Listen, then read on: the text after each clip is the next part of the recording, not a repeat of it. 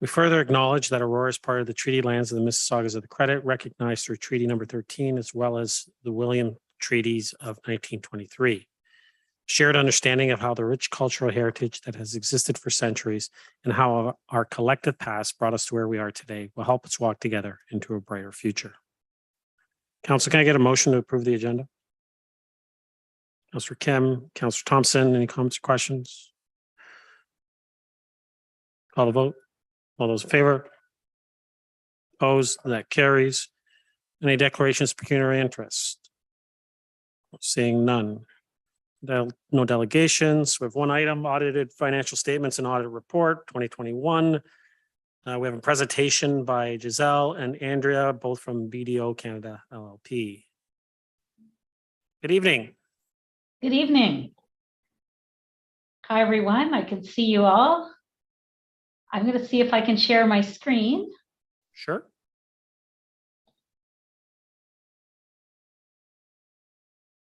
Okay. Can everybody see their screen sharing? Can you see my screen? Yes, we can. Okay.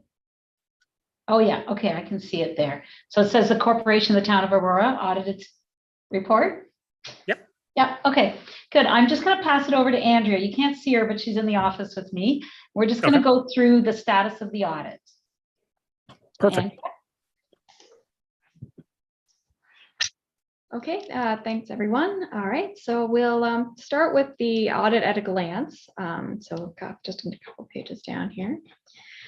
Okay, so I'll start off with our materiality. We had our planning report last year and we communicated that preliminary materiality had been assessed as 9.866 million for the financial statement areas surrounding tangible capital assets based on 2% of tangible capital assets and 2.222 million for the remaining financial statement areas based on 2% of revenues. So those were our preliminary numbers. And then when we got to final, we reassessed and our final materiality amounts were 10,685,000 for the tangible capital assets and 3 million for the remaining financial statement areas. And the basis we used was the same. It was just based on the updated final numbers. We also communicate to you in regards to fraud in that we did not identify anything fraudulent during the course of our audit. If you become aware of any changes to your processes regarding fraud or are aware of any instances of actual suspected or alleged fraud since our discussions last year, this would be the time to let us know. In terms of the status of the audit, we have completed our audit substantially. Pending completion of a few items, because we have to audit right up until the time that these statements are approved. We have to get the receipt of the signed management rep letter. We have to do our subsequent events review. And then, of course, as the audit committee, you would be approving the financial statements. In terms of audit findings, so one risk area that we note is management override of internal controls, and that's something we note in every audit. And we've been noting that every year for you. And in accordance with auditing standards, we've performed specific procedures around journal entries and accounting estimates. And during those procedures, we did not find any issues when we performed them, and we did not identify any transactions that are outside the normal course of operations for the town. In terms of revenue recognition around assumed lands, developer charges, and gas tax revenues, we always look at revenue recognition as a risky area, and we did not find any issues during the course of our procedures on the revenue. Internal control matters, we do look at your internal controls every year, and we did not find any deficiencies during that review. Unadjusted differences, we did not note any unadjusted differences this year. There was nothing that came up to that threshold, so that's great news. Other required communications. So in terms of potential effect on the financial statements of any material risks and exposures, such as pending litigation that are required to be disclosed in the statements, we didn't find any items in this area or any items regarding non-compliance with laws and regulations, subsequent events. We don't have any emphasis of matters or other matters paragraphs in our audit report, and we didn't have any significant matters rising from the engagement. So this is our 6-step audit process. I won't bore you with the details about that. It's in accordance with BDO policies and professional accounting standards. And if we get into our appendices, so this is our draft auditor's report, and this is what's attached to the financial statements. And it's the same as in previous years, and it provides our audit opinion, which is a clean opinion. And it's in the second paragraph that states that, in our opinion, the accompanying financial statements present fairly in all material respects the consolidated financial position of the town as of December 31st, 2021, and the consolidated results of its operations, changes in net financial assets, and cash flows for the year that ended in accordance with Canadian public sector accounting standards. So again, clean audit opinion.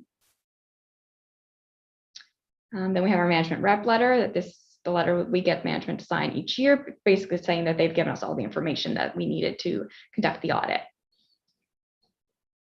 And then we have our year-end report, which has some data and results to share with you. So if we look at revenues, expenses, and annual surpluses for the last several years, I just want to get to the numbers. I don't know if it'll all fit in one page. Let me just see here. Or maybe just make it a little smaller. Just like maybe 75%.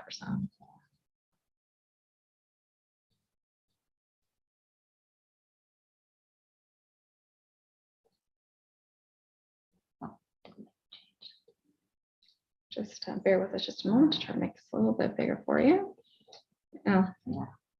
You might be able to not be able to see the very tops of bars, but that's okay. So revenue for 2021, and these are in thousands of dollars. So the 154.38, expenses 104.109, and annual surplus 46.247. So we'll go over more detail in the financial statements, but you can see that there's been an increase in your activity for this year. Yeah, most of the increase in revenue is due to developer charges coming in as revenue as you assume subdivisions and spend the money on your TCAs.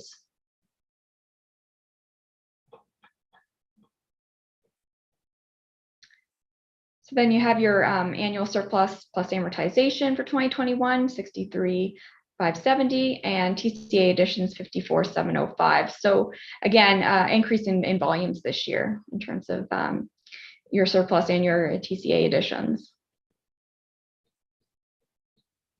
Yeah, and you can just see the trend, how your TCAs, you were 21 million and now you're up to 54 million last year in intangible capital assets spending.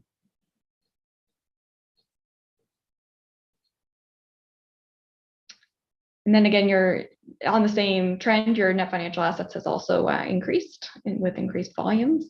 Yeah, and your net financial assets for everybody is really kind of like your working capital, all your cash minus your liabilities and your debt. So it's been growing nicely. Of course, during the pandemic, it slipped a little bit, but you can see it's almost the same level as 2018. You have close to 90 million in working capital.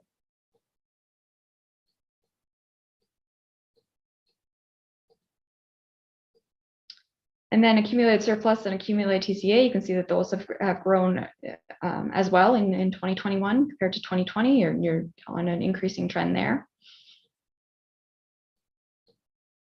Revenue as a percentage, like breaking down between your different types of revenue, you can see it's still, if we compare it to 2016, it's still very consistent in terms of the portions for tax and various other revenues and user fees as well.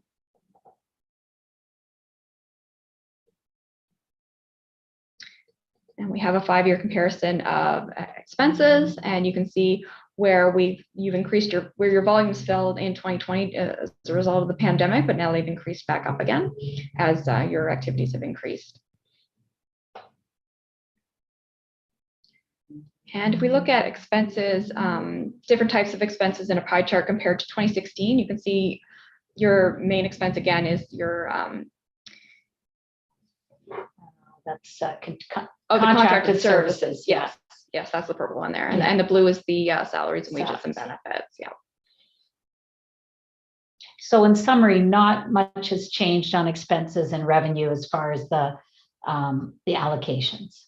Right. So we'll move into the financial statements and Giselle will take that over. I'm just going to highlight a couple things on the financial statements that is very similar to the year-end report, but I like to give people the visual. And then when you look at the numbers, the visual makes sense. So as Andrea said, we're going to have a clean audit opinion. And so again, when we look at your financial assets, which is your cash, your taxes receivable, your accounts receivable, portfolio investments, you know, last year was 170 million. Now you're close to 200 million. And then if you look at your payables, last year you had 90 million of payables, and this year you have 110 million. So if you take your cash and investments minus your payables, last year was 80 million, this year close to 90 million. So again, a very healthy, very strong municipality. I mean, sometimes some municipalities will be negative. Now, if you told me tomorrow you're going to spend 200 million on TCAs, you would be negative 100 million. So again, this is just a moment of time. When you're doing your budgets, you're looking, you know, 5 years in advance.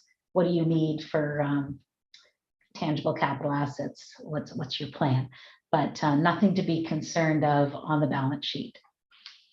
Again, if the other part of your surplus is how much you have in tangible non-financial assets. So last year was almost 500 million. This year is 534 million. So a lot of your assets are sitting in your roads, your sewers, your properties, and everything else. So almost 500 million. And then 90 million is in cash and liquid assets. So if we look at what happened this year, remember you saw on the graph this big blip that came into revenue this year. That was really because of the assumed infrastructure assets and you know, the development charges coming in, because then you spent it on TCAs. So the year you spend it, the TCAs get booked and the revenue comes into the town to pay for all of that. And your expenses, again, your budget here was 106 million, you're at 104 million. You can see last year, as Andrea said, the expenses were only 93 million, because again, that was during the pandemic. A lot of things were not open as far as, you know, your user fees. You can see your user fees are down. So all in all, you had a surplus in the accounting of 46 million. Now, what did you do with that surplus? If you go to the next page, you can see, okay, we had a surplus of 46 million. We add back depreciation of 17 million because that's a non-cash item. But then you can see that we spent 37 million on TCAs, and also our assumed infrastructure assets were 17 million. So although 46 million came in plus depreciation, this money was spent on your capital assets. And so your net financial cash assets went up about 9 million. Yeah, I'm not going to go through the notes, Andrea. I don't think there was any new notes this year versus last year. Just want to highlight one thing that I think is so. You know, your cash is held at one charter bank, like most municipalities. So, and you have an overdraft. So this just tells you where your cash is. So portfolio investments, which you saw on the balance sheet, was about 155 million. They are comprised of fixed income securities, federal and municipal government bonds. Just wanted to let you know, I mean, your treasurer will be able to tell you where that money is located, but I just wanted to highlight that this is where it's invested. So it doesn't look like it's in the one fund. Could be in the, I'm not sure, Rachel, if it's in the one fund. Yeah. Some of it is. Yeah. So just to go on what a lot of municipalities are doing is if they have a lot of cash, that they don't need right now, and they know they're going to need it in 10 years. They're putting it in different types of investments to try to keep up with inflation so that when they actually need the cash, it's there. They're putting it into this one fund. So you might want to look into that. So that's all I had to report on the financial statements. So I'll turn it back to you, Mr. Mayor, for any questions from council. Thank you. Thank you. Council, the recommendation is that report number FIN 22-024 be received. 2, that the 2021 audit reports and financial statements for the year ended December 31st, 2021 be approved and published on the town's website. Would someone like to move the recommendations? Councillor Thompson, Councillor Gilliland. Any comments or questions to the report, financial statements, or to our presenters? Oh, Councillor Thompson. Thank you. Thank you, Ms. Botkin, for being here again. I think it's been 4 or 5 years that you've come and given the report to the town. Really just a quick comment. Certainly appreciate the presentation, but the comment really is more towards staff on and congratulate them on achieving a clean audit, as was noted. There were no issues or concerns raised, and also in this case, there were no misstatements or unadjusted differences needed. And so certainly I think that Ms. Wainwright Van Kessel and all of our staff that worked on it, I think certainly deserve a round of appreciation for their work throughout the year and making sure that we have a clean audit. And perhaps my one question through you to Mrs. Wainwright Van Kessel.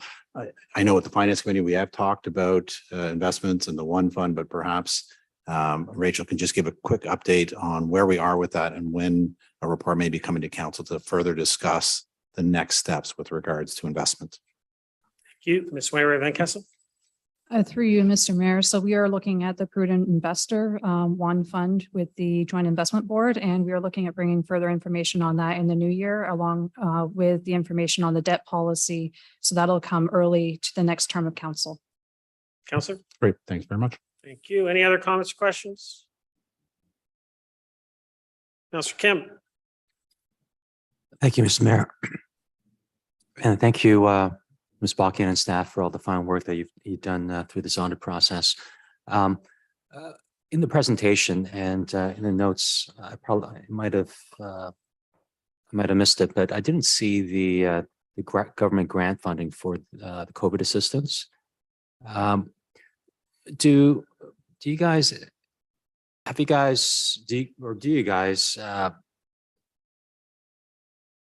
analyze municipalities in terms of what their financial state would be with the COVID assistance versus without the assistance? And I'm just curious in terms of where Aurora would rank amongst the other Ontario municipalities in terms of how we were able to manage through the COVID if we did not have that assistance. Ms. Wainwright Van Kessel, I see you want to give a shot at that. Through you, Mr. Mayor. The first part of that relating to the COVID assistance we received, that would be under the revenues. And that's why part of our revenues were much higher this year. Yeah. As you know, much of the COVID funding we received was prior to 2021. So a lot of that ended up in deferred revenue. So that's why more of it came in through 2021. And we still are using some of that in 2022 as well. More information on how that was used is actually in the following report on this agenda. And how COVID impacted town operations overall is on the following report as well. Councillor. Thank you. That was a great response. And I have no further questions. Thank you. Thank you. Any other comments or questions? All the vote. All those in favor? Opposed? That carries. Next, we have our 2021 year-end operating and capital results as of December 31st, 2021. The recommendation is that the report number FIN 22-022 be received for information. Would someone like to move that? Councillor Thompson, Councillor Kim. Comments, questions? Councillor Gilliland. Thank you. Just following up with Councillor Kim through Mr. Mayor, Ms. Wainwright Van Kessel, I apologize. I know we had some conversations earlier about the surplus and how that was allocated. And just for transparency's sake, if you could just kind of go through how that allocation disposition kind of happened. Ms. Wainwright Van Kessel. Through you, Mr. Mayor. So when we reference the table 4, which is on page 10 of the report, that distributes the surplus that was earned through different funds and operating this year. So when we have a surplus resulting from water, wastewater, or stormwater operations, the surplus for that goes directly to the reserves for that area because we have to keep the like funding together. The tax levy surplus gets distributed based on the surplus management deficit bylaw that was approved by council. And in this instance, we distributed it based on the 2022 10-year capital plan. We looked at the reserve requirements and based on the capital projects that were using repair and replacement funds throughout that period of time. And that helped us distribute between repair and replacement, studies and other, and growth and new. We distributed it first by that way, and then the repair and replacement was based on reserve need. So if you were to look in the budget under the reserve section from the 2022 budget, you would have seen that the fleet budget or the fleet reserve was in a significant deficit position by the end of 2031. So that was why most of the funds ended up going into that reserve, and then some other funds, which some other tax funded asset management reserves as well. Counselor. Great, thank you. I really appreciate that. It was very well said. Thanks. Any other comments or questions? Counselor Thompson. Thank you. Just briefly, I did have an opportunity to speak with Ms. Wainwright Van Kessel and Jason Gardner with regards to some questions I had. I just wanted to bring to light the one. It's noted in our report that the 3-bag limit did achieve savings. And so I was able to clarify with staff through conversation with them that, you know, the decision to move that way generated about $100,000 in savings as a result in the reduction of tonnage. So I thought that all members of council would be interested in knowing that fact. And then really my second question really flows out of this is through you to Mrs. Wainwright Van Kessel. I don't believe we've seen an interim report for the first quarter of 2022. When might we see that, and what kind of impacts are we realizing for the first quarter with regards to losses of revenue, if any, from COVID? Ms. Wainwright Van Kessel. Through you, Mr. Mayor. So that report with actual results to the end of April and forecast to the end of the year is on the next GC meeting Perfect. in, That's good enough in then. July. Thank you. Counselor. That's good. Thank you. Good, thank you. Any other comments or questions? Call the vote. All those in favor? Opposed? That carries. We get a motion to adjourn. Counselor Gillan, Counselor Kim, all those in favor? Opposed? That carries. We are adjourned. See you back at 7. Thank you very much, ladies.